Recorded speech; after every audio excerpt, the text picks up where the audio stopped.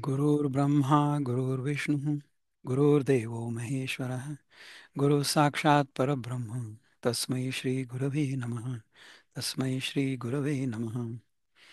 नमस्कार. आपण 17व्या अध्यायात आहोत सध्या. Remember right. त्यामध्ये आपण मागच्या 3 आणि 4 असे श्लोक बघितले होते. आज आपण 5-6 पासून पुढे सुरू करू. प्रभुपाद काय म्हणतात? अशास्त्रविहितं घोरं घोरं तप्यन्ते ये तपो जनाः दंभाहंकार संयुक्ताः कामरागबलान्विताः कर्षयन्तः शरीरस्थं भूतग्रामच्यते भूतग्रामम चेतसः. हम्म. मां चैवान्तः शरीरस्थं तान् विद्यासुरनिश्चयान्. स्मिताताई, आपण आहात का इथे? तुम्हाला हे 2 श्लोक म्हणायचे आहेत का? I you here? ओके. नाही तर आपण याच्या पलीकडे आपल्याला याचा अर्थ काय ते पाहू. प्रभुपाद काय सांगतात? प्रभुपाद म्हणतात, those who undergo severe austerities. एक सेकंड, काय झालं? Those who undergo severe austerities and penances not recommended in the scriptures. म्हणजे जे शास्त्रामध्ये नाही रेकमेंड केलंय, म्हणजे शास्त्रामध्ये असं काही सांगितलं नाही की तुम्ही करा म्हणून, अशा प्रकारचे तप समजा आपण केले तर काय होतं?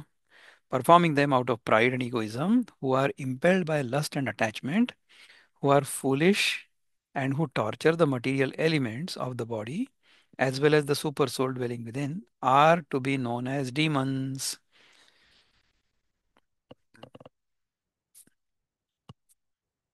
गीताईमध्ये काय म्हणतात विनोबा? विनोबा म्हणतात, शास्त्रे निषेधिले घोर दंभे आचरती तप अभिमानास पेटूनी कामरागे बळावले. शास्त्रामध्ये जी निषिद्ध कर्म आहेत ना, तशा प्रकारचे तप समजा आपण आचरण केले, तशा प्रकारची तप जर आपण आचरली तर तो दंभ होईल. अभिमानास पेटूनी कामरागे बळावले. कामना किंवा राग म्हणजे क्रेविंग. राग म्हणजे आपण मराठीत म्हणतो राग म्हणजे क्रोध, तसं नाही आहे. राग म्हणजे अटॅचमेंट, क्रेविंग. अभिमानास पेटूनी म्हणजे लोकांना दाखवायचंय मला की मी किती तप करतो, मी बघा. अशा प्रकारे जर तप केलं तर ते चांगलं नाही आहे. देहधातू शोषूनी मजात्म्यास पीडिती विवेकहीन जे त्यांची निष्ठा ती जाण आसुरी. ही आसुरी निष्ठा कशी असते की देहधातूस शोधूनी, म्हणजे आपण समजा खूप जास्त उपवास केला, खूप जास्त स्वतःच्या शरीराला त्रास दिला, तर त्याच्यामुळे मज आत्म्यास पीडिती, म्हणजे त्याच्या आतमधला जो आत्मा आहे तो देखील कष्ट प्राप्त करतो. विवेकहीन जे त्यांची निष्ठा जाण आसुरी. हे असे जे विवेकहीन असतात त्यांची निष्ठा जी जाण आसुरी. तुम्हाला आठवतं का की 6व्या अध्यायामध्ये भगवंतांनी सांगितलं होतं की युक्ताहार विहारस्य युक्तचेष्टस्य कर्मसु. आपण तर नेहमीच तो श्लोक घेतो ना. तर जर आपल्याला भूक लागलेली आहे तर जेवा ना, खा काहीतरी. पण मला भूक लागली आहे परंतु मी उपास करणार आहे.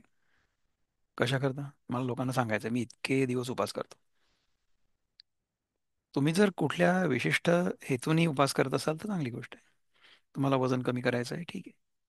परंतु तुम्हाला जर काही डिटॉक्स करायचं नाही आहे, वजन कमी करायचं नाही, तुम्ही नॉर्मल आहात, तर उगीच्या उगीच लोकांना दाखवण्यासाठी म्हणून उपवास करायची काय गरज आहे?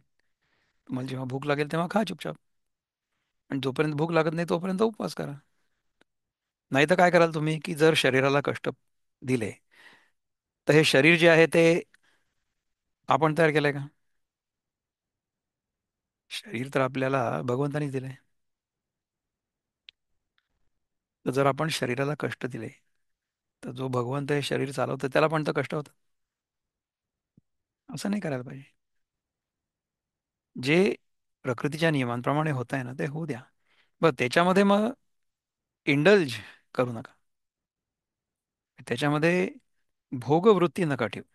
सहजपणे ज्या गोष्टी घडतायत त्या गोष्टी घडू द्या. आणि तुम्ही अजिबात त्याच्यामध्ये एन्जॉयमेंटची वृत्ती नका ठेवू. तुम्ही ती जर ठेवली तर मग तुम्ही खाली घसरा. है ना. Let us see what our brother Kishore Kulkarni says. पण कसं आहे माहिती आहे का, की आज मी हे तीन तर उघडले, ज्ञानेश्वर महाराज, त्यानंतर प्रभुपाद आणि ज्ञानेश्वर महाराज आणि तिसरं विनोबा. परंतु मी ते किशोरजी आपले मित्र जे आहेत बंधू, त्यांच्या दोन्ही वर्षन्स उघडायला विसरलो. त्यामुळे you have to give me a couple of seconds to get this up on my screen. आणि आपण दोन्ही बघणार आहे, म्हणजे मुक्तछंद पण बघू आणि हा कुठला अध्याय आहे, 17वा अध्याय. आपण 5वा आणि 6वा श्लोकमध्ये आहे ना. Will do that. लेट्स 5 आणि 6, 17वा अध्याय. विल फर्स्ट लुक ॲट मुक्तछंद. मुक्तछंदामध्ये काय म्हणतात बघूया आपण, आपले बंधू किशोरजी. 5वा श्लोक काय म्हणतात. Let me share the screen with you, म्हणजे तुम्हाला दिसेल हे. Hold on for just 1 second. आपल्याला हा जो उशीर होत आहे त्याच्याबद्दल खेद. हं? दंभ अहंकार यांनी ग्रस्त, वासना आसक्तीने प्रेरित, ते जन घोर तप करीती, नसे जास शास्त्र संमती. दंभ अहंकार यांनी ग्रस्त जे असतात आणि जे वासना आणि आसक्तीने प्रेरित असतात, ते लोक काय करतात, ते घोर तप करतात. ज्याला शास्त्र संमती नाही आहे, शास्त्र तुम्हाला घोर तप करायला नाही सांगत आहे. शास्त्र तुम्हाला अशाच प्रकारचं तप करायला सांगतं की ज्याच्यामुळे तुमची चित्तशुद्धी होईल, देहशुद्धी पण होईल. परंतु त्याच्या पलीकडे करायची काही गरज नाही. कष्टविती आपुल्या शरीरासी, तसेच अंतस्थ जो मी त्यासी, असे वागती जे जन अविचारी, वृत्ती त्यांची समजावी आसुरी. अशी जी आसुरी वृत्ती आहे, ते लोक अशा प्रकारे आपल्या शरीराला पण कष्ट होतात आणि त्यांच्या अंतस्थ जो मी आहे म्हणजे भगवंत, त्याला पण कष्ट होतात. That is not good. असे दंभ तैसा अहंकार जासी, व इच्छा तसा मोह प्रेरित त्यासी. करीती तपाजे नसे शास्त्र शुद्ध, जरी ते असे घोर जाणा निषिद्ध. अपोल्या शरीरासी त्यांनी छळावे, जया माझी मीची वसूनी असावे. परिज्ञान ऐसे हि त्यासी नसेची, असे आसुरी हीच श्रद्धा तयांची. अशी जी आसुरी श्रद्धा आहे, ते लोक अशा प्रकारचं घोर तप करतात ज्याची काही गरज नाही आहे. ज्ञानेश्वरीमध्ये ज्ञानेश्वर महाराज काय म्हणतात ते आपण पाहूया. तर 4था श्लोक आपण बघितला, 5 आणि 6 आता आपण बघणार आहे. 5व्या श्लोकामध्ये काय म्हणतात भगवान. अशास्त्रविहितं घोरं तप्यन्ते ये तपो जनाः, दंभाहंकार संयुक्ता कामराग बलान्विता. जे लोक दंभ आणि अहंकार यांनी युक्त होऊन अभिलाष आसक्ती यांच्या आग्रहाच्या जोरावर शास्त्राला संमत नसलेलं घोर तप आचरतात. हं? ते कसे आसुरी आहेत ते सांगतात. ना शास्त्राचे नि कीर नावे, खाकरो ही नेणती जीवे, परी शास्त्रज्ञाही शिवे टेको निदिती. अथवा शास्त्राच्या नावाने जे खरोखर अंतःकरणापासून आरंभही करण्याचं जाणत नाहीत, इतकंच नाही परंतु शास्त्रज्ञाला आपल्या गावच्या हद्दीवरही टेकू देत नाहीत. वडिलांची या क्रिया देखोनी वाती वाकुलिया, पंडिता डाकुलिया वाजविती. वडिलांच्या क्रिया पाहून जे वेडावून दाखवतात आणि पंडिताला चुटकी वाजवतात, म्हणजे त्यांचा तिरस्कार करतात. आपले नीची आटोपे, धनित्वाचे निदर्पे, साचची पाखंडाची तपे आदरिती. आपल्याच अभिमानाने आणि श्रीमंतीच्या गर्वाने पाखंड्यांची तपे खरोखर स्वीकारतात, म्हणजे शास्त्रबाह्य आचारांचा अंगीकार करतात. आपुलिया पुढिलांचिया, अंगी घालुनी कातिया, रक्तमासा प्रणितया भर भरू. आपल्या आणि दुसऱ्याच्या अंगात शस्त्रे खुपसून रक्तमांसाने प्रणतिपत्रे भरभरून. आता ही मराठी आपल्याला कळली का. म्हणजे काय आहे की तुम्ही कधी बघितलं असेल की समजा एखादी व्यक्ती तप करते, तर कशी तप करते की अंगामध्ये सुया टोचून बसलेले आहेत, किंवा अंगामध्ये आपण शरीरावर काही घाव केलेले आहेत, किंवा आपल्या शरीरावर आपण आसूड ओढतोय, म्हणजे सोटे मारतोय वगैरे वगैरे. अशा प्रकारचं तप अनेक प्रकारची तप लोक करतात. नाही तर उन्हाळ्यामध्ये बाहेर जाऊन उन्हाळ्यात बसले उन्हात, हां, किंवा हिवाळ्यामध्ये जाऊन थंड नदीमध्ये उभे राहिलेत, किंवा एका पायावर उभे राहिलेत. हे अशा प्रकारचं जे तप आहे ना, या तपाला काही अर्थ नाही. असं तप करण्याची काही गरज नाही. असं तप केल्याने काय होईल की आपला जो अहंकार आहे ना, तो आणखीन दृढ होईल. म्हणजे आपला कर्ताभाव, की बघा मी करतोय हे. तर अशा प्रकारचा कर्ताभाव जो आहे ना, तोच आपला शत्रू आहे. त्याच्यापासून आपल्याला स्वतःला वाचवायचं आहे. रिचविती जळत कुंडी, लाविती चेड्याच्या तोंडी, नवसिया देती उंडी बाळकांची. ती रक्तामासाने भरलेली पात्रे जळत्या अग्नीत ओततात आणि चेड्याच्या तोंडाला लावतात आणि नवस केलेल्या देवतांना मुलांचा बळी देतात. म्हणजे हे सगळी तामसी वृत्तीची ज्या सगळ्या क्रिया आहेत त्या ते करतात. आग्रहाची या उजरिया, क्षुद्र देवतावरिया, अन्नत्यागे सातरिया ठाकती एक.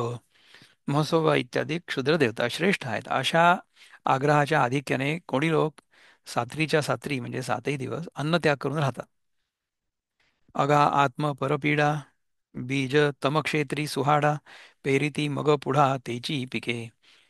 हे सुज्ञा अर्जुना, आपल्या तमोगुणी अंतःकरण रूपी क्षेत्रामध्ये आपल्याला त्रास आणि दुसऱ्याला त्रास देणं रूपी बी पेरतात.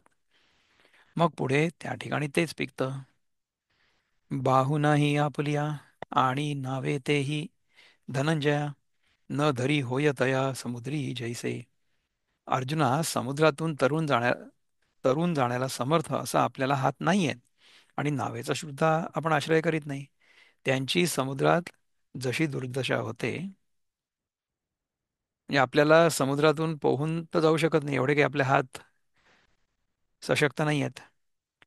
आणि नावेचा पण आपण आश्रय धरत नाही आहे. म्हणजे काय की आपण नावेत पण बसायला तयार नाही आहे. मग आपली दुर्दशाच होईल ना समुद्रामध्ये. का वैद्या ते करिसळा, रसू सांडी पाय खोळा, तो रोगिया जेवी जिव्हाळा स्वतः होय. अथवा ज्याप्रमाणे जो रोगी वैद्याचा द्वेष करतो आणि औषधाला लाथेने उडवतो, तो रोगी यातनांपासून मोकळा होईल का? हे समजा आपण शास्त्रानुसार जर आचरण केलं नाही, तर आपली गत अशीच होईल की वैद्याने आपल्याला चांगल्याने औषध दिलं पण आपण त्याला थाडलं. नाना पडिकराचे निसळे, काढी आपुलेची डोळे, ते वानवसा आंधळे जैसे ठाके. अथवा डोळसाच्या द्वेषाने जो आपले डोळे काढतो, तो आंधळा जसा माझघरात पडून राहतो. म्हणजे आपल्याला डोळस माणसाचा द्वेष आहे. डोळसाच्या द्वेषाने आपले डोळे काढतो, तो आंधळा जसा माझघरात पडून राहतो. ह्याचा अर्थ काय आहे की समजा आंधळ्याला समजा डोळसाचा द्वेष झाला. एखादी व्यक्ती आंधळी आहे आणि त्याला, ज्याला डोळे आहेत त्याच्याबद्दल द्वेष निर्माण झाला, तर समजा तो आपलेच डोळे काढतोय. तर हे कसं काय आहे? तुम्ही जरा मला याच्यात तुम्हाला काही विचार करता येईल का? सांगा बरं, हे कशाला सांगितलं असेल? Any ideas you have about this? तैसे तया आसुरा होये, निंदोनी शास्त्रांची सोये, सैंध धावताती मोहे आडवी जे का. त्याप्रमाणे शास्त्राचं वळण धिक्कारून अविचाराने सारखं अरण्यात धावतात. त्या असुरांची स्थिती वरील उदाहरणाप्रमाणे होते. डोळासाच्या द्वेषाने जो आपले डोळे काढतो, तो आंधळा जसा माझघरात पडून राहतो. हे काय सांगितलं असेल? डोळासाच्या द्वेषाने आपले डोळे काढतो, मलाही कळत नाही आता हे की एक्झॅक्टली काय सांगायचा प्रयत्न करतायत Dnyandev Maharaj. If anybody has any ideas tell me. त्याप्रमाणे शास्त्राचं वळण धिक्कारून अविचाराने सारखं अरण्यात धावतात. शास्त्राचं वळण धिक्कारून म्हणजे शास्त्रांनी जे सांगितलं ते आपण करत नाही आणि सारखं अरण्यात धावतात ते असुर. त्यांची स्थिती वरील उदाहरणाप्रमाणे होते. कामो करवी ते करीती, क्रोधो मारवी ते मारिती, किंबहुना माते पुरिती दुःखाचा गुंडा. काम जे करवील ते करतात, म्हणजे आपल्या मनात जी इच्छा येईल ती करतात. क्रोध ज्याला मारविल त्याला मारतात, म्हणजे आपल्याला समजा कोणाचा राग आला तर आपण त्यांना मारू. आणि फार काय सांगावं, मला दुःखरूपी दगडात पुरतात. मला म्हणजे आपल्यामधील आत्म्याला. आपण समजा आपल्या कामनांच्या आहारी गेलो किंवा आपल्या मनामध्ये जे रागद्वेष असतात त्यांच्या आहारी गेलो, तर काय होईल की आपण आपल्या आतमधला जो आत्माराम आहे त्याची हत्या करू, त्याला दुःख देऊ. कारण की आपला जो आत्माराम आहे तो तर आपल्याला चांगल्या दिशेने घेऊन जायचा प्रयत्न करतोय, परंतु आपण तसं जात नाहीये. आपण आपल्याच मनाचं करतोय. शास्त्रविहीन, शास्त्रविरहित किंवा शास्त्रविरुद्ध आपण समजा काही करत असू, तर ते योग्य नाही आहे. हं? पलीकडचा श्लोक बघू. कर्षयंत शरीरस्थम भूतग्रामम चेतसः मां चैवांतः शरीरस्थं तान् विद्यासुर निश्चयान. जे शरीरामध्ये असलेल्या भूतांच्या समुदायाला कृश करतात आणि शरीरामध्ये असलेल्या मला दुःख देतात, ते अविवेकी आसुरी बुद्धीचे लोक आहेत असं जाण. आपुला परावा देही दुःख देती जे जे काही, मग आत्मया तेतुलाही होय शिणू. जे जे काही दुःख ते आपल्या किंवा परक्याच्या देहाला देतात, तेवढं सर्व दुःख मला आत्म्याला होतं. म्हणजे उगीचच्या उगीच आसुरी तप करण्यात काही अर्थ नाही आहे. त्याच्याने आपण परमात्म्यालाच फक्त कष्ट करू, कष्ट देऊ. पै वाचेचे नाही पालवे, पापिया तया नातळावे, परी पडिले सांगावे त्यजावया. वाचेच्या पदरानेही त्या पाप्यांना स्पर्श करू नये, परंतु त्यांचा त्याग करण्याकरता आम्हाला त्याच्याविषयी बोलावं लागलं. हे काय म्हणतात की ह्याच्याबद्दल खरं तर मी बोललो तर माझी वाचा विटाळते. म्हणजे मी जे बोलतोय ना, तर माझी जीभ जी आहे ना, ती हे सगळं वाईट सांगण्यामुळे ती विटाळते. तर मी कशाला बोलू, परंतु त्यांचा त्याग करायला पाहिजे हे आपल्याला समजायला पाहिजे, म्हणून ज्ञानदेवाने आपल्याला हे समजावून सांगितलं. प्रेत बाहिरे घालिजे, का अंत्यजू संभाषणी त्याजी तजिजे. हे असो हाते क्षाळीजे कश्म लाते. प्रेताला स्पर्श करू नये, परंतु त्याला बाहेर काढण्याकरता जसा स्पर्श करावा लागतो, अथवा अंत्यजाशी बोलू नये म्हणजे, परंतु अंत्यजाचा त्याग करण्याकरता दूर हो म्हणून बोलावं लागतं. हे राहू द्या. विष्ठेला हात लावू नये, परंतु शौचाच्या वेळी हाताने मळाला धुतलं पाहिजे. त्यामुळे दूर करण्यासाठी सुद्धा ज्या गोष्टीला आपण सहसा हात लावत नाही, तिला हात लावणं जरुरी आहे. म्हणजे कसं की काय करू नये हे सांगण्यासाठी जे काही वाईट आहे ते सांगावं लागेल ना, तर ते सांगताना आपली जीभ इम्प्युअर होईल, विटाळेल. परंतु सांगावं लागेल की हे असं नका करू. किंवा आपल्याला स्वतःला समजा धुवायचं असेल, तर पाण्याने आपण जसं भारतीय पद्धतीने स्वतःला धुतो, तसं आपण जर हाताने स्वतःला धुतलं तर आपल्या हाताला मळ लागेल. पण तो धुण्यासाठी आवश्यक आहे म्हणून. त्याचप्रमाणे करू नये हे करू नये हे सांगण्यासाठी हे सांगावं लागलं. ते सांगताना बरं नाही वाटलं, पण सांगावं लागलं कारण की हे करू नये हे कळावं आपल्याला म्हणून. तेथ शुद्धीची हा आशा, तो लेपू न मनवे जैसा, तया ते सांडावया तैसा अनुवादू हा. त्या प्रसंगी शुद्ध होण्याची इच्छा असते, म्हणून तो दोषकारक संसर्ग जसा मानता येत नाही, त्याप्रमाणे त्या आसुरी लोकांचा त्याग करण्याकरता हे त्यांच्याविषयी बोलणं करावं लागलं. परी अर्जुना तू तया ते देखसी ते स्मर हो माते, जे आन प्रायश्चित्त येथे मानेल ना. परंतु अर्जुना तू जेव्हा त्या आसुरी लोकांना पाहशील तेव्हा माझं स्मरण कर हो, कारण त्या कामी दुसरं प्रायश्चित्त चालणार नाही.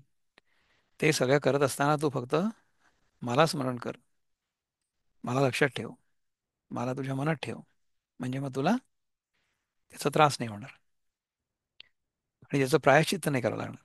कारण की माझं नाव हेच प्रायश्चित्त आहे, दुसरं काही प्रायश्चित्त नाही चालणार. म्हणून जे श्रद्धा सात्विकी, उडती तेजी पै एकी, जतन करावी निकी सर्वा परी. म्हणून जी सात्विक श्रद्धा आहे तीच एक सर्व प्रकारे चांगली जतन करावी हे मी पुन्हा सांगतो. तरी धरावा तैसा संगू, जेणे पोखे सात्विक लागू, सत्ववृद्धीचा भागू आहारू घेपे. ज्या योगाने सात्विक संबंधाचं म्हणजे वृत्तीचं पोषण होईल तशी संगती धरावी, आणि ज्या योगाने सत्वाचा उत्कर्ष होईल असाच आहार घ्यावा. आता येणार आहे आहारावर. एरवी तरी पाही स्वभाव वृद्धीच्या ठाई, आहारा वाचूनी नाही बळी हेतू. वास्तविक पहा, स्वभाव वाढण्याचं म्हणजे बनण्याचे कामी आहाराशिवाय दुसरं जोरदार कारण नाही. आपला स्वभाव कशाने बनतो? आपल्या आहाराने बनतो. प्रत्यक्ष पाहे पाविरा, जो सावध घे मदिरा, तो होऊनी ठाके माजिरा तियेची क्षणी. अर्जुना, प्रत्यक्ष पहा की एखादा शुद्धीवर असलेला पुरुष जेव्हा दारू पितो, तेव्हा त्याच क्षणी तो उन्मत्त होऊन राहतो.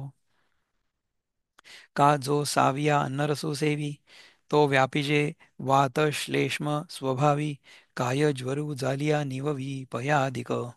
अथवा जो आपल्या मनाला येईल त्याप्रमाणे अन्नाचं सेवन करतो, तो त्या अन्न पाण्याला वातकारक कफकारक अशा स्वभावाने व्यापला जातो. अथवा एखाद्याला ताप आल्यानंतर दूध वगैरे त्याला शांत करेल काय? आणखीन ताप वाढेल ना. नातरी अमृत जयापरी, घेतलिया मरणवारी, का आपुलिया ऐसे करी जैसे विष. अथवा ज्याप्रमाणे अमृत सेवन केलेलं असताना ते मरणाला टाळतं, किंवा विष हे सेवन केलेलं असताना ते आपल्यासारखं करतं म्हणजे मारतं. तेवी जैसा घेपे आहारू, धातू तैसाची होय आकारू, आणि धातू ऐसा अंतरू भावो पोखे. त्याचप्रमाणे जसा आहार घ्यावा तसा देहातील रक्तमांसादी धातूचा आकार बनतो, आणि त्या रक्तादी धातूंप्रमाणे अंतःकरणाचा स्वभाव जास्त जास्त पुष्ट होतो.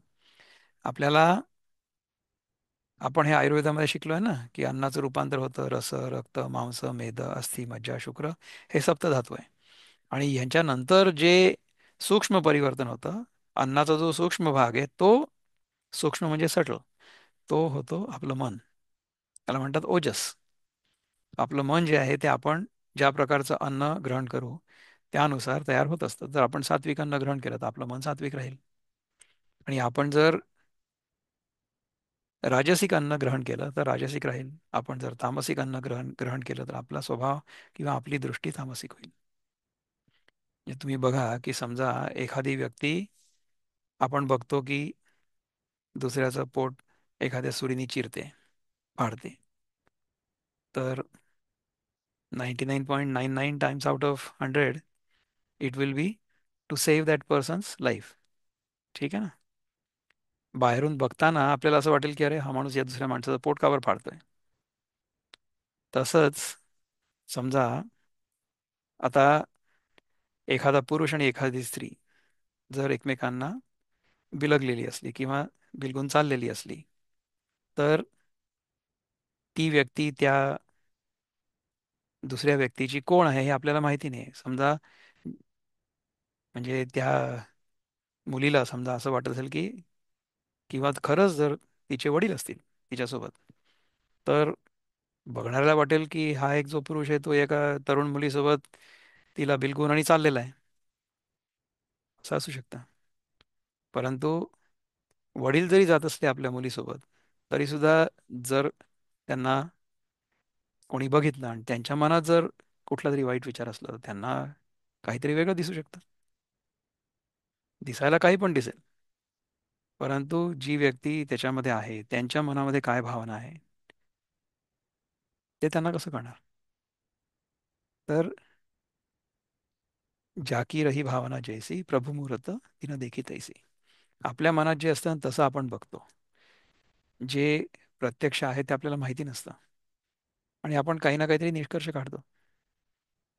पण आपण जे निष्कर्ष काढतो तो आपल्या मनातला दोष आहे. आपण बाहेर जे बघतो ते आपल्या मनात त्याची जी कल्पना आहे तसंच आहे असं नसतं. तर आपण आपल्या मनामध्ये जी कल्पना करतो ती आपल्या मनामधला जो दोष आहे किंवा आपल्या मनामधला जो मळ आहे त्यानुसार आपल्याला ते दिसतं. तर ह्याच्याबद्दल आपण नेहमी फार काळजी घ्यावी की आपण कशाबद्दल काय विचार करतोय. नेहमी काळजी घ्यावी.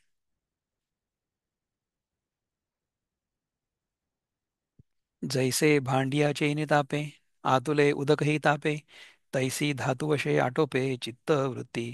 ज्याप्रमाणे भांड्याच्या तापण्याने आतलं पाणी तापतं, त्याप्रमाणे आहाराच्या योगाने धातूच्या वश असल्यामुळे चित्तवृत्ती व्यापली जाते.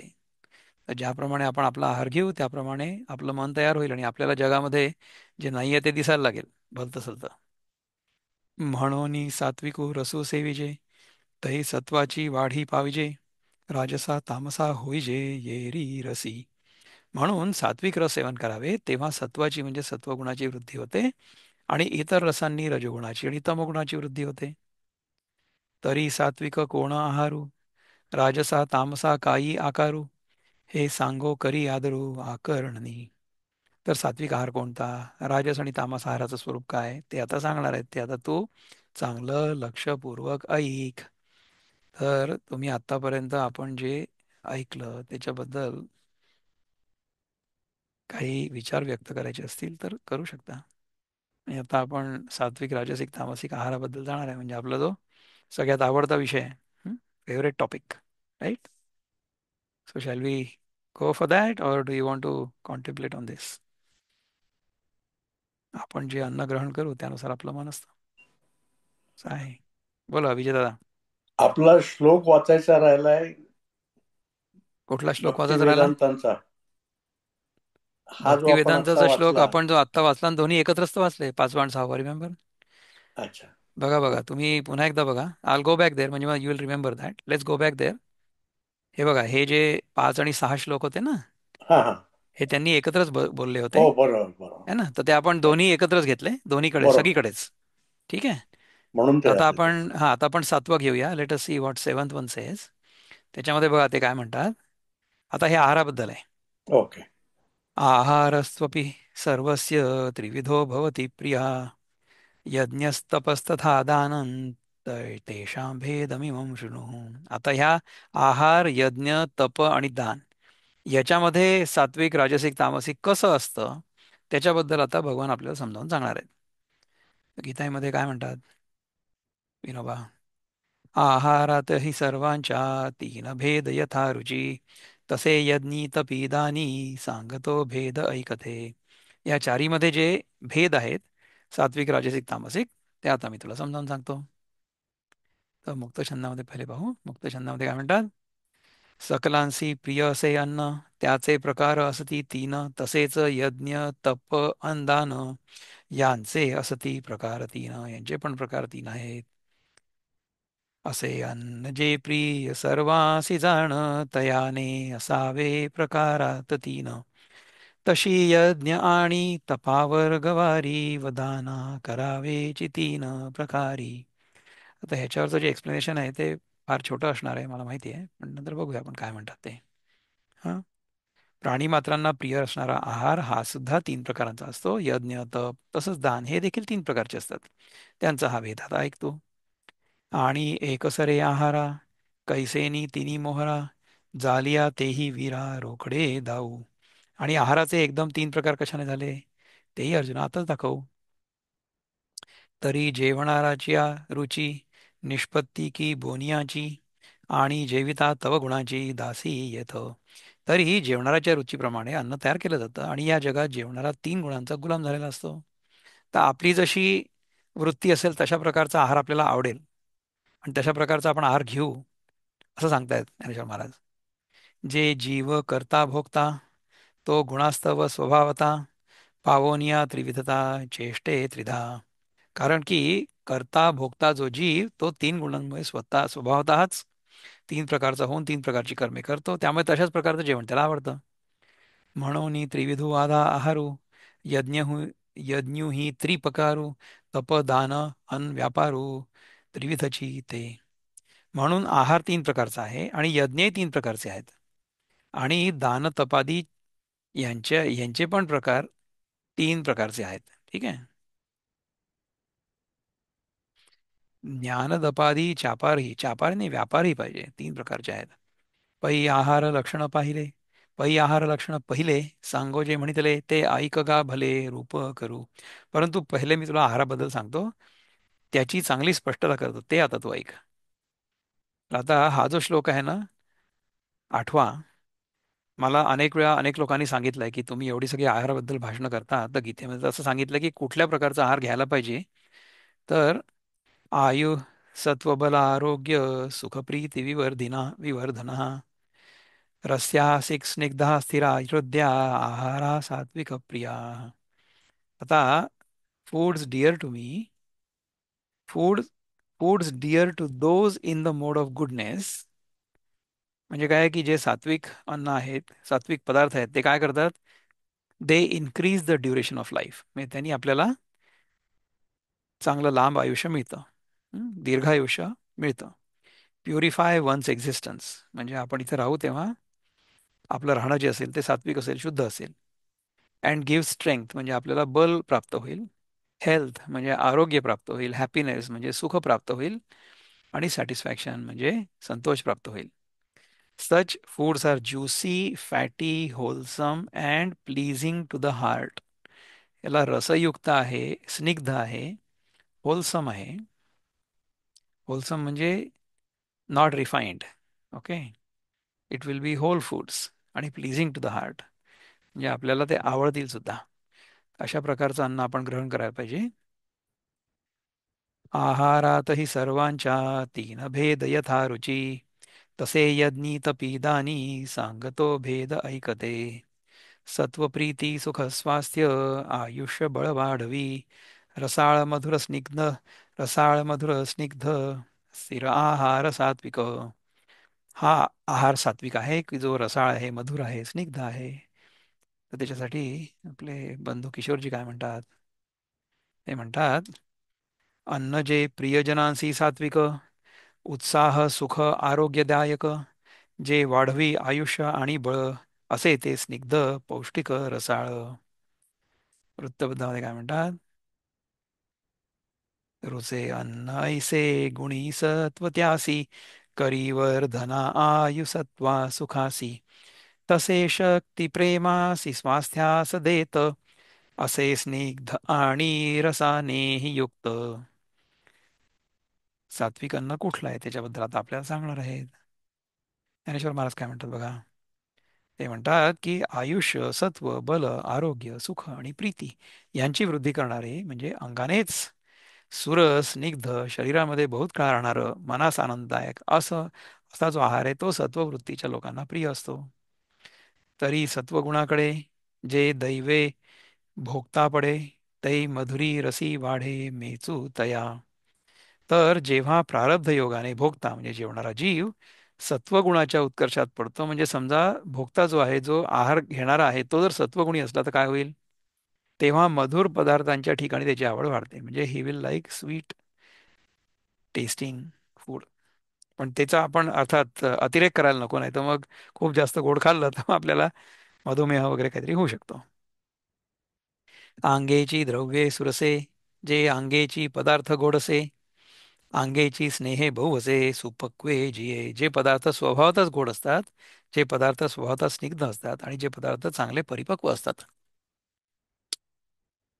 म्हणजे ह्याच्यामध्ये काय येईल बघा बरं, थोडासा विचार करा. जे स्वभावतःच गोड पण असतात, रसाळ असतात, स्निग्ध असतात, हं? नैसर्गिकरित्या परिपक्व असतात. The only thing I can think of which is natural like this is ripe seasonal fruit. आणि आपल्या इथे तर आपण स्निग्ध फळ जे खातो ते कुठलं खातो, आवोकाडो खातो ना आपण. आवोकाडो ही स्निग्ध फळ. It has fat in it, नाही का. आपल्याला तर आवोकाडो पण आवडतो. आणि समजा आपण एखादं फळ खाल्लं आणि त्या फळांच्या बिया पण खाल्ल्या. सगळ्या फळांच्या बिया नाही खाऊ शकत आपण. जसं आता बदाम वगैरे आहे किंवा शेंगदाणे आहेत, तर त्याच्यामध्ये ते नैसर्गिक पण आहे, त्याच्यामध्ये स्निग्ध पदार्थ पण आहे, म्हणजे there is a natural fat in it. तर तशा प्रकारचं अन्न आपण अवश्य खावं. म्हणजे मला जे स्वतःला कॉम्बिनेशन आवडतं, हे दुसरं माझ्याजवळ समजा काहीच नसलं, अगदी साधं मला दोनच पदार्थ खायला समजा कोणी सांगितले, तर मी काय खाईन, केळं आणि शेंगदाणे. शेंगदाणे भिजवायचे आणि ते केळ्यासोबत खायचे, एकदम छान मस्त गोड लागतात. तर त्याच्यामध्ये तुम्हाला केळ्यामधनं कार्बोहायड्रेट मिळतं, दाण्यांमधनं प्रोटीन मिळतं, दाण्यांमधनं फॅट मिळतं, म्हणजे तीन मॅक्रोन्युट्रिएंट्स तुमचे झाले. आणि त्यांच्यामध्ये मायक्रोन्युट्रिएंट्स पण आहेत ना, अनेक प्रकारचे मिनरल्स आहेत. ती गोष्ट चांगली आहे खाण्याकरता. किंवा त्याच्यापेक्षाही उत्तम समजा एकच गोष्ट खायची असेल आपल्याला, एकच गोष्ट मिळाली असेल आपल्याला, तर कुठली गोष्ट मिळावी ज्याने आपल्याला संपूर्णपणे सगळ्या प्रकारचं न्यूट्रिशन मिळेल. तर ते म्हणजे आहे नारळ पिकलेला. तर पिकलेल्या नारळामध्ये गोडवा पण आहे, पाणी गोड असतं त्याचं. किंवा खोबरं सुद्धा तुम्ही जेव्हा चावून चावून खाताना तेव्हा गोड लागतं. बरं त्याच खोबऱ्यामध्ये स्निग्ध पदार्थ पण आहे, ऑइल पण आहे, कोकोनट ऑइल. तर जे पिकलेलं नारळ आहे ना, त्या पिकलेल्या नारळामध्ये सगळंच आहे आणि मिनरल्स पण भरपूर आहेत. तुम्हाला दुसरं काहीच नाही मिळालं आणि फक्त तुम्ही नारळावर राहतो म्हटलं तर तुम्हाला ते सहज शक्य आहे. राहून बघा कधी. एखाद दिवशी एक काम करा की आपण नारळ घेऊन या बाजारात, पिकलेला. हां, त्याला तर सोला बिला ते फोडून खा. तहान लागेल तेव्हा ते पाणी प्या आणि भूक लागेल तेव्हा त्याचं खोबरं खा. सहजपणे माणूसच राहू शकतो. नारळ हे अगदी परिपूर्ण आहे. काहीच हरकत नाही ते खायला.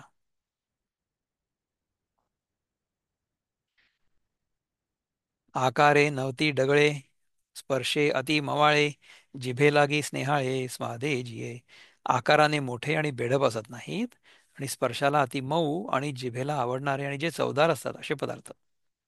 रसे गाढी वरी ढिली, द्रवभावी आथिली, ठाये ठावो सांडिली, अग्नी तापे. रसाने अतिशय भरलेलं, शिवाय ज्याची साल पोकळ असलेलं, ओलेपणाने संपन्न आणि खरोखर अग्नीच्या उष्णतेपासून सुटलेलं, अशा प्रकारचं अन्न जे आहे किंवा फळ आहे ते खूप सुंदर. आंगे साने परिणामे थोरू, जैसे गुरुमुखीचे अक्षरू, तैसी अल्पी जिही अपारू तृप्ती राहे. ज्याप्रमाणे गुरुने केलेल्या उपदेशाचे शब्द म्हणजे वाक्य दिसायला थोडकेच असतात, परंतु तेच आपला पराक्रम मात्र मोठा करून दाखवतात. म्हणजे काय आहे की थोडक्यात सुद्धा आपल्याला जास्त परिणाम दिसून येतो.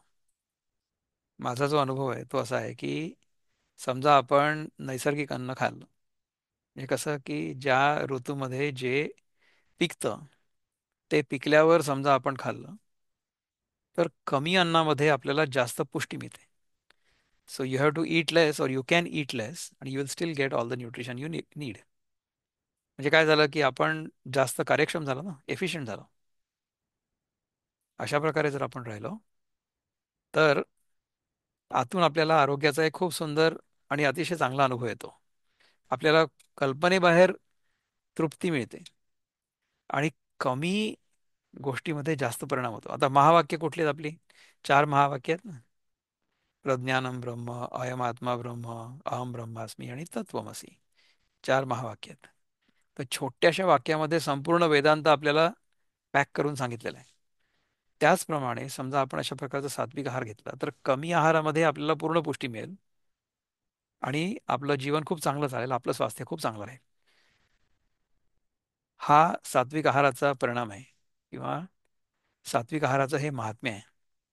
आणि मुखी जैसी गोडे, तैसीची ही ते आतुलेकडे, तिये अन्नी प्रीती वाढे सात्विक हासी. आणि जे पदार्थ जसे तोंडाला गोड लागतात तसेच ते आत परिणामी देखील हितकर असतात. त्या अन्नाच्या ठिकाणी सत्वगुणी लोकांचं प्रेम वाढतं. एवं गुणलक्षण सात्विक भोज्य जाण, आयुष्याचे त्राण नीच नव्हे हे. याप्रमाणे सात्विक आहार असे गुण असलेल्या लक्षणांचा असतो आणि हे नित्य नवे आयुष्याचं रक्षण आहे असं समज. नव्या आयुष्याचं रक्षण आहे असं समज. तर बघा की आपण जेव्हा सात्विक आहार खातो तेव्हा काय होतं. तुम्हाला हे कळतं का की आपण जेव्हा रोज आंघोळ करतो तेव्हा आपल्या शरीराचा जो सगळ्यात बाहेरचा भाग असतो ना तो धुतला जातो. आपण समजा आंघोळ करताना असं असं केलं शरीराला तर मळी निघेल ना बाहेर. तर ती मळी म्हणजे काय माहिती आहे का की आपल्या शरीराचा जो सगळ्यात बाहेरचा भाग आहे, the outer most layer of our skin, त्याला काय म्हणतात? कुठल्या सेल्स म्हणतात त्याला? तर एनिवे त्याला डर्मल सेल्स म्हणतात, काय म्हणतात, पण आपल्या इपिडर्म शरीराच्या कुठल्या म्हणतात त्याला?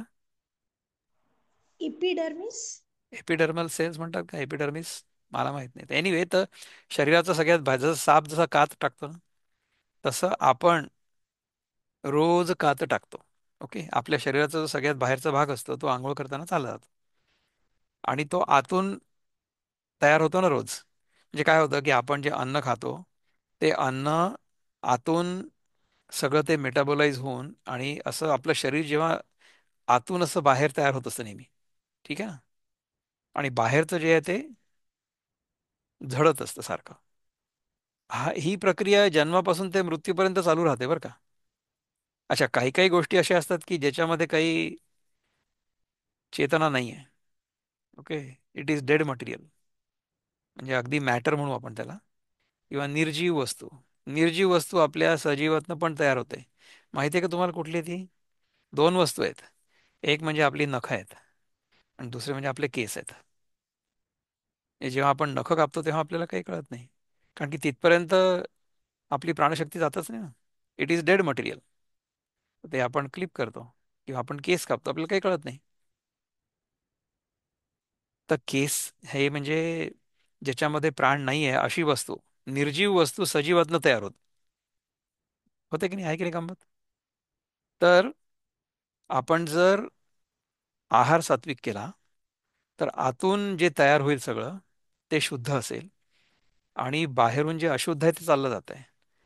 तर आमचा असा अनुभव आहे की जेव्हा आपण आपला आहार शुद्ध करतो त्याच्यानंतर आपली जी त्वचा असते ना ती अतिशय तलम आणि अतिशय नितळ होते.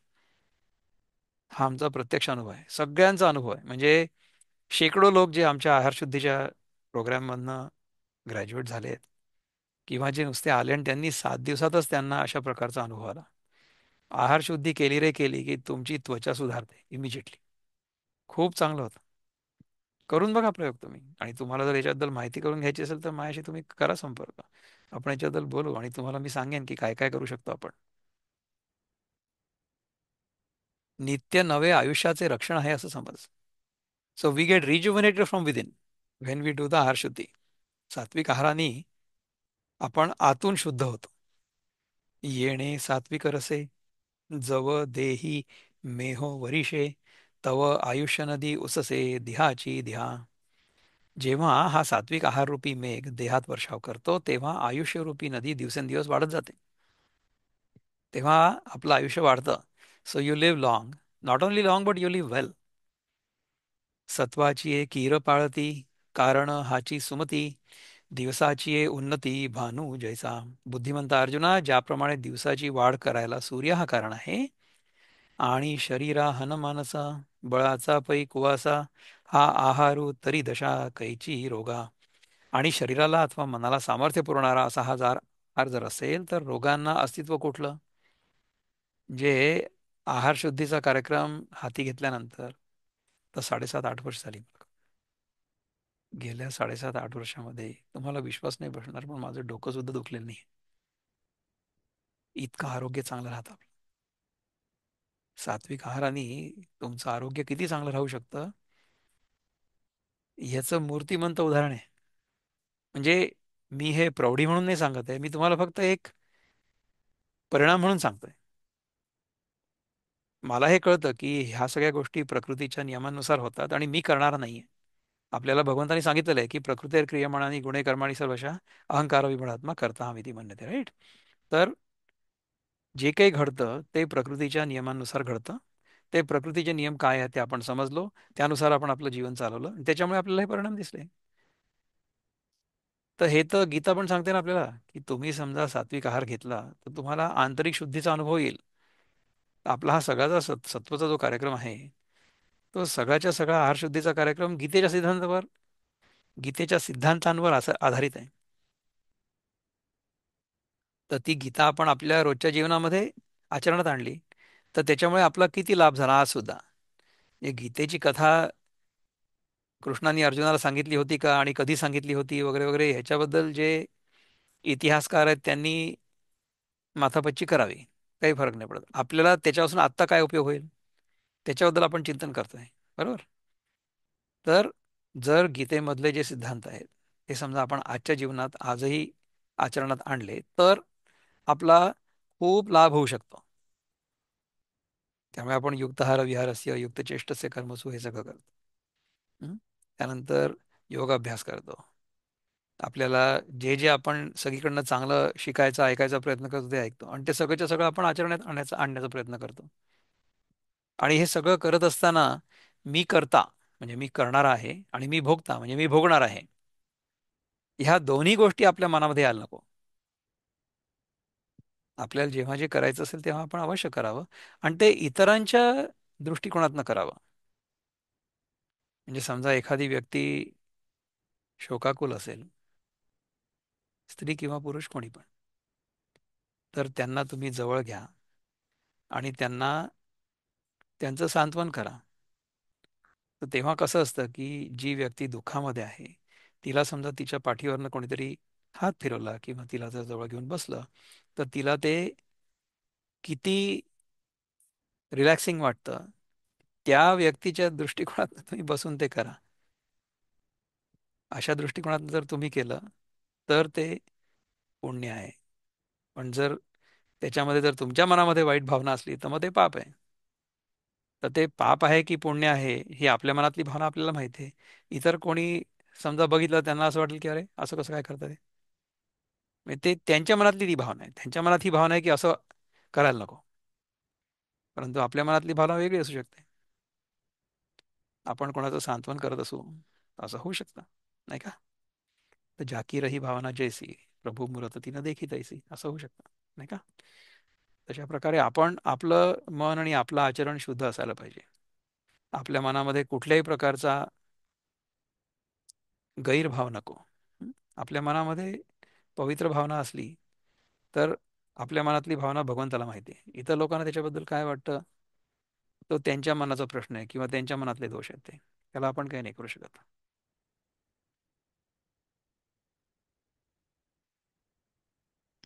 हा सात्विको होय भोग्यू, ते भोगावया आरोग्यू, शरीरासी भाग्यू, उदयले जाणो. हा सात्विक आहार जेव्हा सेवन करण्यात येईल तेव्हा आरोग्य भोगण्याला शरीराचे भाग्यच उदयाला आले आहे असं आम्ही समजतो. जेव्हा आपण अशा प्रकारे सात्विक आहार घेऊ तेव्हा आपल्या शरीराचं भाग्य उदयाला आलेलं आहे असं आपण समजू.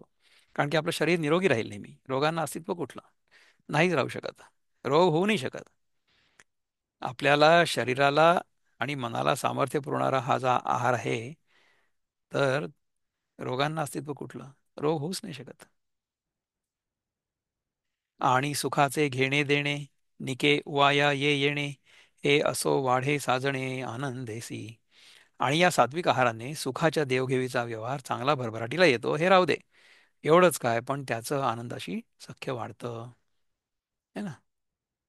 ऐसा सात्विक आहारू परिणमला थोरू, करी हा उपकारू सबा ह्यासी. वर सांगितल्याप्रमाणे सात्विक आहार चांगला परिणत झाला म्हणजे मानवाला असता हा आत मनाला आणि बाहेर शरीराला मोठा उपयोग करतो. आता राजसासी प्रीती जी रसिया थी, करू तयाही व्यक्ती प्रसंगे गा. आता रजोगुणी मनुष्य ज्या रसांची प्रीती आहे त्याची अर्जुन हा प्रसंगानुसार स्पष्टता करतो. तर या सात्विक आहाराबद्दल जर आपल्या मनामध्ये काही प्रश्न असले तर आपण मला विचारू शकता, कारण की त्या विषयामध्ये आपण खूप चिंतन केलंय आणि खूप प्रयोग पण केलेले आहेत. त्याच्यामुळे काय होतं बघा की आपल्या मनामध्ये ना, म्हणजे मी जे तुम्हाला नेहमी सांगतो की आहार शुद्धीमुळे देहशुद्धी तर होतेच होते. ते तर फार सहज होतं आणि that is a very small benefit. आहार शुद्धी केल्यामुळे देहशुद्धी होणं हा अतिशय छोटासा परिणाम आहे. पण त्याच्या पलीकडचं जे पारितोषिक आहे, त्याच्या पलीकडचं जे आहे ना, ते कसं आहे माहिती आहे का, की आपलं मन शुद्ध होतं. आपलं सगळ्यांवर निर्व्याज, निरपेक्ष आणि सात्विक प्रेम असतं. आणि मग त्या प्रेमामध्ये स्त्री पुरुष हा भेद नसतो. कारण की आपण जर स्वतःच्या स्वरूपाला ओळखलेलं असलं तर आपल्या स्वतःच्या स्वरूपामध्ये there is no gender discrimination at all. माझ्या मनामध्ये स्त्री आणि पुरुष हा भेद नाही आहे, अजिबात नाही. आणि व्यवहारासाठी आपण हे म्हणू शकतो की आपलं जे सगळ्यात पवित्र नातं आहे, सगळ्यात पवित्र नातं हे बंधू भगिनीचं. किंवा आपल्यापेक्षा मोठी कोणी असेल व्यक्ती तर आपल्याला ती मोठ्या बहिणीसारखी किंवा आईसारखी आहे. आपल्यापेक्षा लहान जर कोणी असेल तर आपल्या लहान बहिणीसारखी आहे, मुलीसारखी आहे. अशा प्रकारचं आपल्या मनामध्ये पवित्र नातं असतं. आणि सात्विक आहाराने आपलं मन शुद्ध होतं, याच्याबद्दल काहीच वाद नाही आहे. बरं, ते आपल्या मनातली जी भावना आहे ती पलीकडच्या माणसाला देखील कळते ना. म्हणजे पलीकडच्या माणसाला सुद्धा हे तर कळू शकतं की ही व्यक्ती खरोखरीच निरपेक्ष प्रेमाने आपल्याशी वागते आहे की याच्या मागे काही स्वार्थ आहे. तुम्हाला हे सांगण्याची गरज नाही की कोण व्यक्ती आपल्याकडे कुठल्या दृष्टीने बघते. आणि जर आपल्याला ते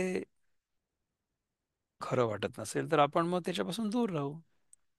परंतु जर आपण सरसकट सगळ्यांना एकाच तराजूत तोललं तर त्यामुळे आपली गल्लत होऊ शकते. आपल्या मनामध्ये भावना नेहमी शुद्ध असावी. तशी जर भावना आपण नेहमी मनामध्ये ठेवली तर आपल्या मनामधली भावना जी आहे ना ती परमात्मा बघतोय, ती नेहमी शुद्ध पाहिजे. सात्विक आहाराने काय होऊ शकतं? सात्विक आहाराने आणखीन हे होतं की आपली जी रोगप्रतिकार शक्ती आहे ना ती वाढते. त्यामुळे रोगाचा प्रादुर्भाव जरी झाला किंवा रोगाची साथ पसरली कुठे तरी सुद्धा आपल्या शरीरावर त्याचा परिणाम नाही होणार. म्हणजे ह्याचं प्रत्यक्ष उदाहरण म्हणजे मी जे प्रयोग केले त्याच्यामुळे मला जो अनुभव आला तो मी लोकांना सांगतो. पुष्कळ लोकांना त्याच्याबद्दल विश्वास नसेल बसत की हे असं कसं काय होऊ शकतं. बरं, पुष्कळदा हेही होतं की आता समजा आपण कोणाकडे गेलो आणि त्यांनी समजा एखादी वस्तू बनवली तर आपण ती त्यांचं मन राखण्यासाठी म्हणून खातो आणि हे पण सांगतो की खूप चांगली झाली आहे वस्तू आणि मला खूप आवडली, हे पण सांगतो. परंतु ते खाल्ल्यानंतर ते पचवण्यापर्यंत ते पचेपर्यंत आपण उपवास करू शकतो हे त्यांना माहिती नाही. त्यांना असं वाटतं की अरे, दादा तर आम्हाला सांगतात की तुम्ही फक्त नैसर्गिक अन्न खा वगैरे, पण आमच्याकडे येऊन तर सगळं शिजवलेलं अन्न वगैरे खातात. आता समजा तुमच्याकडे येऊन मी तमाशे केले आणि सांगितलं की नाही नाही मला शिजवलेलं काहीच नको आहे, मी फक्त नैसर्गिक अन्नच खाणार आहे, तर तुम्हाला चांगलं वाटेल का ते? की दादा आमच्याकडे आलेत आणि आमच्याकडे काही खाल्लंच नाही त्यांनी. तर तुम्ही जे काही मला द्याल ते मी प्रसाद म्हणून ग्रहण करेन तुमचं मन राखण्यासाठी. तर ह्याचा अर्थ हा थोडीच आहे की हे योग्य नाही आहे किंवा योग्य आहे किंवा काय वॉटेवर. योग्य अयोग्यतेचा जो विचार आहे ना तो आपण आपल्या शरीरापुरता करावा. आणि मला असं वाटतं की समजा आपल्याला कोणी प्रेमाने बोलवलं आणि प्रेमाने समजा आपल्याला काही ऑफर केलं तर आपण ते खाऊन घ्यावं, फारसा तमाशा न करता, नाही का? आपल्या घरी असताना आपण जे आपले नियम असतात ते पाळावे. तर घरी असताना मला जेवढं नैसर्गिक अन्न शक्य असतं ते मी खातो. कधी कधी घरी सुद्धा मला शिजवलेलं अन्न खावं लागतं फॉर व्हॉट एव्हर रिझन, तर खातो. काय हरकत आहे? पण त्याच्यानंतर ते अन्न पचेपर्यंत उपवास करण्याची माझी तयारी आहे मनाची. हे जेव्हा आपण करू शकतो ना तेव्हा आपण काही खाऊ शकतो खरं सांगायचं तर. परंतु जर तुम्हाला आंतरिक शुद्धी करायची असेल तर तुम्ही जितकं जास्त नैसर्गिक अन्न खाऊ शकाल तितकं तुम्ही खा, जितकं पचवू शकाल तितकं. आणि तेही असं एकदम आता आपण काही खातोय आणि नंतर एकदम सडनली आपण सगळा बदल केला आपल्या आहारामध्ये, तसं नाही करायला पाहिजे. एकदम नका बदलू. तुम्हाला जर आहाराबद्दल कुठल्याही प्रकारच्या शंका असतील तुम्ही माझ्याजवळ येऊन बोला आणि मी तुम्हाला 100% नैसर्गिक अन्नच खा, नाहीतर मी तुमच्याशी बोलणार नाही असं वगैरे कधीच करणार नाही. तुम्हाला जे सहज शक्य आहे, तुमच्या मनाला जे पटेल तशा प्रकारचं अन्न तुम्ही ग्रहण करायला पाहिजे. तुमच्या मनाविरुद्ध जर तुम्हाला मी किंवा कुणीही सांगितलं की हे करा तर तुम्ही त्याचा द्वेष कराल. तुम्ही म्हणाल की दादा आम्हाला उगीच उगीच जबरदस्ती जेलमध्ये टाकतात. मग दादा नसतील तेव्हा मग तुम्ही तुम्हाला जे आवडते ते चोरून खाल. किंवा हा कार्यक्रम संपला की मग then you'll go back to your normal things. मग पुन्हा वजन वाढेल. मग पुन्हा फोन कराल तुम्ही, दादा आता मला वजन कमी करायचं. मग ठीक आहे ना, तुम्ही करा ना वजन कमी. मागच्या वेळेस केलं होतं ना, झालं होतं ना व्यवस्थित. मग आता काय झालं? आपण किती शिस्त पाळू शकतो किंवा आपण किती नियम पाळू शकतो हे आपल्या हातात आहे. आणि मी काही तुमच्यासाठी नियम पाळू शकत नाही, मी काही तुमच्यासाठी शिस्त पाळू शकत नाही. सात्विक आहार घेतल्याने, युक्ताहार घेतल्याने, मिताहार घेतल्याने, उपवास केल्याने काय होतं ह्याचा अनुभव मी घेतलेला आहे. परंतु तुम्हाला जर अनुभव तोच हवा असेल किंवा घ्यायचा असेल तर मग तुम्हाला पण ते करावं लागेल ना. पण जर तुम्ही म्हटलं की नाही नाही दादा तुम्ही आमच्या वतीने उपवास करा, तर माझी देहशुद्धी होईल, माझी चित्तशुद्धी होईल, तुमची नाही होणार. तुम्हाला जर ते करायचं असेल, तुम्हाला स्वतःला करावं लागेल. आणि त्याच्यासाठी मी काही तुम्हाला तुमचा हात पिरगळणार नाही, की तुमचा कान पिरगळणार नाही, किंवा काहीच करणार नाही. मी तुम्हाला फक्त सांगू शकतो की तुम्ही हे करून बघा. मी तुम्हाला सल्ला देऊ शकतो, मी तुम्हाला प्रेरित करू शकतो, पण मी तुमच्यावर जबरदस्ती नाही करू शकत. पण करणार पण नाही, करायची मला आवश्यकता वाटत नाही. आणि ते योग्य नाही असंही मला वाटतं. कोणाच्याही मर्जीविरुद्ध त्यांना काही करायला लावणं, ह्याला शास्त्रशुद्ध भाषेमध्ये, संस्कृतमध्ये बलात्कार म्हणतात. म्हणजे बलप्रयोग. आपण जबरदस्ती ॲट ए गन पॉईंट कोणाला कोणाकडनं काही पण करून घेऊ शकतो, त्याला काही अर्थ नाही आहे. मी तुमच्याकडनं काही करवून घेणं, त्याच्याशी जास्त महत्त्वाचं मला असं वाटतं की तसं करावं असं तुम्हाला वाटावं. तुम्हाला आतून असं वाटलं पाहिजे की नाही नाही, दादा आपल्याला जे सांगतात ते बरोबर आहे, तसं आपण करून बघायला पाहिजे. त्याच्याने आपला देह शुद्ध होईल, आपल्याला जे रोग असतील ते त्यांचं निवारण होईल, आपल्यामध्ये काही व्याधी असल्या त्या चालल्या जातील, त्याच्यापासून आपण मुक्त होऊ, आणि आपलं चित्त शुद्ध होईल. म्हणजे जग आपल्याला आपण जसं आहोत तसं दिसतं ना. आपल्या मनामध्ये जर दोष असला तर आपल्याला जग दोषयुक्त दिसेल. असं आहे. याच्याबद्दल काही प्रश्न वगैरे आहेत कोणाला? एनी क्वेश्चन्स और कॉमेंट्स? पण मस्त. तर पुढच्याच पाहू राजस आहार म्हणजे काय. सात्विकवरच मला इथे थांबायचं होतं. आज म्हटलं की ठीक आहे, सात्विकवरच थांबू, राजसवर आपण नंतर नाही जाऊ. पुढच्याच पाहू राजस आणि तामस आहार म्हणजे काय असतं. हं? ओम पूर्णमद पूर्णमिदं पूर्णात् पूर्णमुदच्यते पूर्णस्य पूर्णमादाय पूर्णमेवावशिष्यते. ओम शांती शांती शांती. हरि ओम श्री गुरुभ्यो नमः. हरि ओम. नमस्कार.